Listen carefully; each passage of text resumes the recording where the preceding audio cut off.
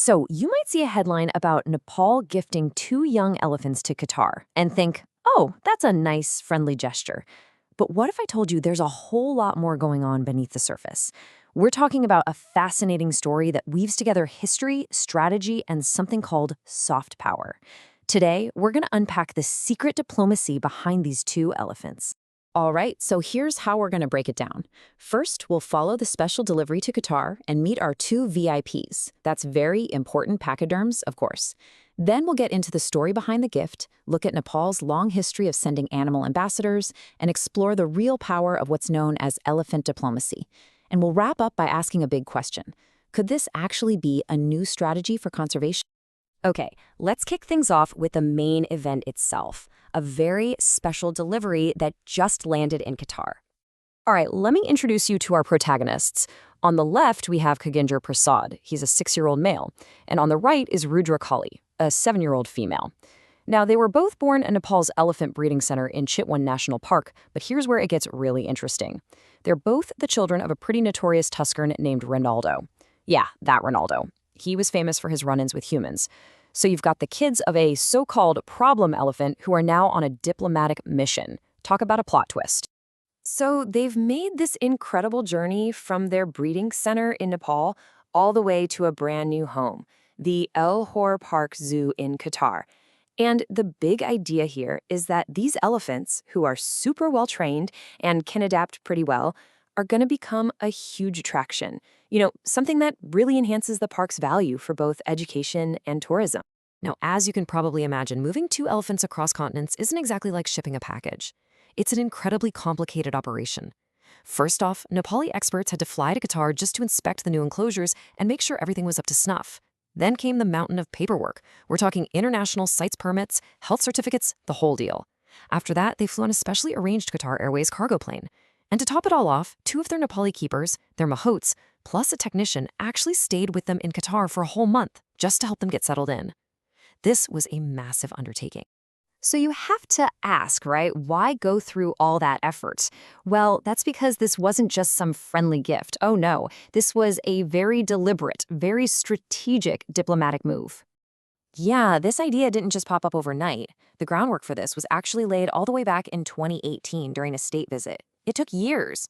The gift was only officially announced in April 2024, and it still needs to go through formal approvals. The actual handover isn't even expected until late 2025. This has been a long, slow-burn diplomatic play. So what's really going on here? I mean, what does this gift actually mean? Well, on the surface, it's all about symbolizing friendship and goodwill. But digging a little deeper, it's about strengthening cooperation. And here's a really key point. It's also about the huge number of Nepali nationals who work in Qatar. This gift is a powerful symbol in a relationship that's incredibly important for both countries, especially when it comes to employment. And here's the thing, believe it or not, this is actually the first time Nepal has ever gifted elephants. But, and this is a big but, they have a very long history of using their amazing wildlife as diplomatic tools. These aren't their first animal ambassadors.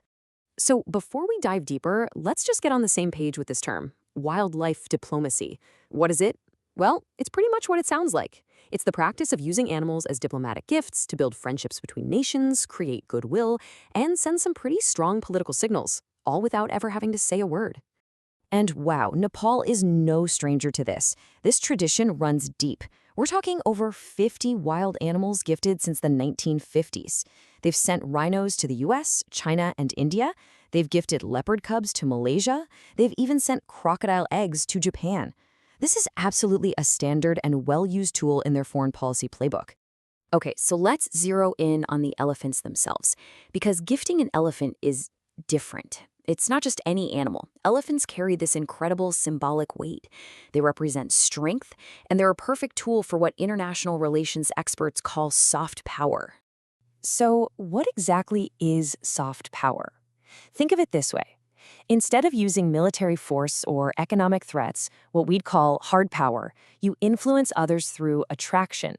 It's about getting what you want because others admire your culture, your values, or your policies. And honestly, what's a better example of soft power than gifting a magnificent, living symbol like an elephant? It's persuasion at its most majestic. And Nepal is definitely not alone in this. This whole elephant diplomacy thing is a pretty common practice all across South and Southeast Asia. You've got Thailand, Cambodia, India, they're all in on it. Sri Lanka has gifted more than 35 elephants. And check this out. Myanmar reportedly gifted elephants to Russia in a deal for fighter jets. I mean, that tells you everything you need to know. These animals are serious diplomatic players. You know, this connection between elephants and power, it's not a new idea. It's ancient.